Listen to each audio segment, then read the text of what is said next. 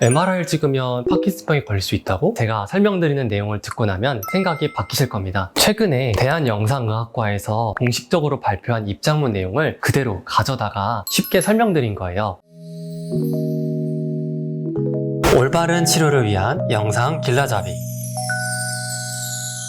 안녕하세요, 닥터네비입니다. 여러분, 제가 지난주에 정말 수없이 많이 받았던 질문이 있는데요. 그건 바로 조영제 MRI를 찍으면 정말로 파킨슨병에 걸릴 수 있을까요? 입니다. MRI를 찍으면 파킨슨병에 걸릴 수 있다고? 이게 무슨 말이야? 하고 놀라셨을 것 같아요. 여기서 조영제 MRI란 조영제를 팔에 주사로 맞고 나서 찍는 MRI인데요. 조영제란 검사를 받을 때 우리 몸속의 구조물을 더 잘 볼 수 있게 도와주는 특별한 액체라고 생각하시면 쉬워요. 그리고 그 중에서도 특히 가돌리늄이라고 하는 MRI 조영제가 많이 쓰이고 있습니다. 자, 여러분, 그러면 이 얘기가 어디서 나왔냐? 바로 최근에 우리나라의 한 대학병원에서 발표한 연구 결과 때문인데요. MRI에서 쓰는 가돌리늄 조영제가 파킨슨병 발병을 일으킬 수 있다는 거예요. 이 뉴스가 의료 전문지는 물론 대형 신문과 인터넷 뉴스에 퍼지면서 기사를 접하신 분들이 많이 놀라셨다고 해요. 이 파장이 생각보다 엄청났는데요. 실제로 MRI를 예약하셨던 많은 환자분들이 검사를 취소하기도 했다고 해요. 그렇다면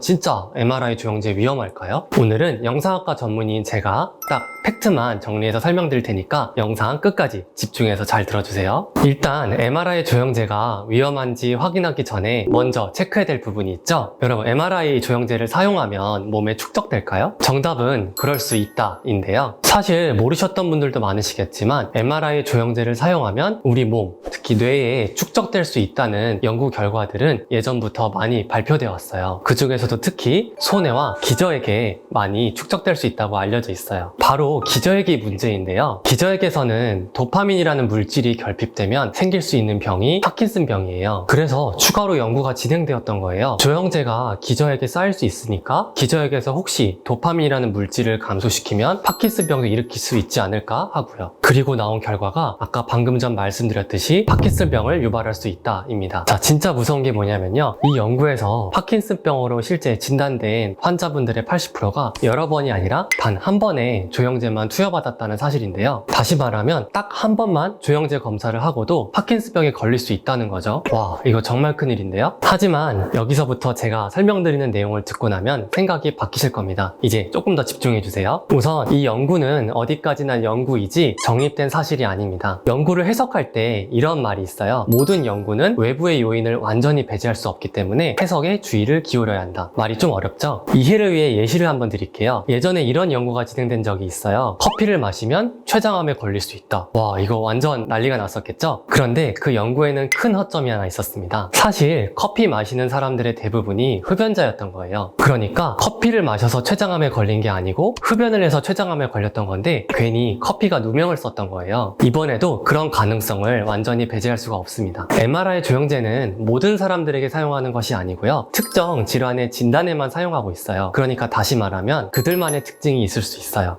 마치 커피 마시는 사람의 대부분이 흡연자였던 것처럼요. 즉, MRI 조영제를 사용한 사람들이 파킨슨병 발병을 일으키는 진짜 좀 모르는 다른 원인을 가질 수도 있겠다. 이런 가능성이 있다는 거죠. 자, 팩트만 요약해서 다시 설명해보면 조영제 MRI를 찍으면 무조건 파킨슨병에 걸린다. 이것이 아니고요.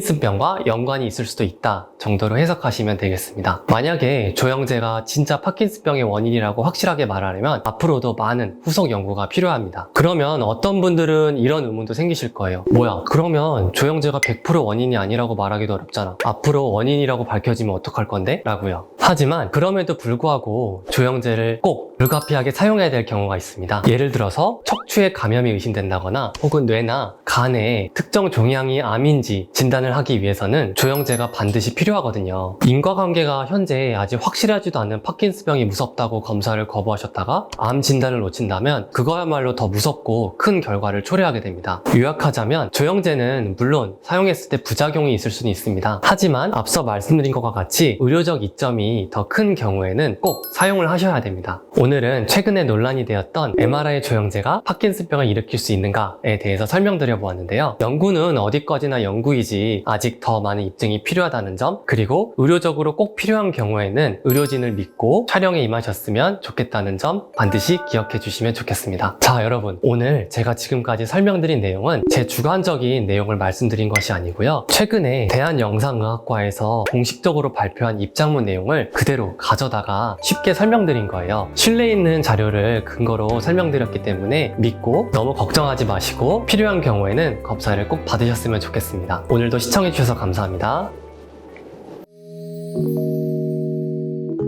올바른 치료를 위한 영상 길라잡이.